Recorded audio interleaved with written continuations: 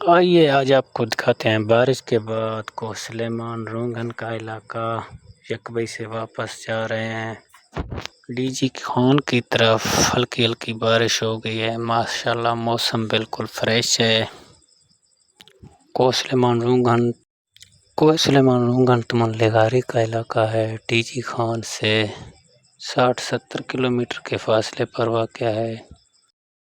D G Khan سے تقریباً 1-2 گھنٹے کا سفر ہے۔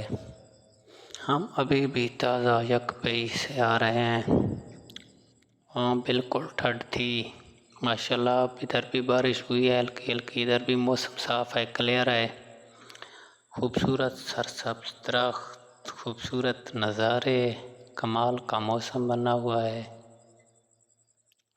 دوستو اگر آپ نے فی الحال چینل کو سبسکرائب نہیں کیا تو مہربانی فرما کر چینل کو سبسکرائب کریں، بیل آئیکن کو پریس کریں، ویڈیو کو لائک کمنٹ کریں تاکہ اس طرح کے مزید خوبصورت ویڈیو آپ کو پہنچ سکیں۔ سنگتا مختہ اور بھی ساروں گڑھ علاقہ کھمے کھمے ماشاءاللہ موسم صاف ہیں۔ ماں خرگا پھواداں چکرے لائسا وہ ویڈیو لائک کمنٹ سگا بھی ہیں۔ دوستو آپ دیکھ رہے ہیں کوئی سلیمان رونگن کی خوبصورت وادیاں۔ دوستو کمنٹ میں رائے ضرور دیا کریں کہ آپ کو ہماری ویڈیو پسند ہیں تو لائک کیا کریں تاکہ ہم مزید خوبصورت ویڈیو بنا سکیں آپ کے لیے۔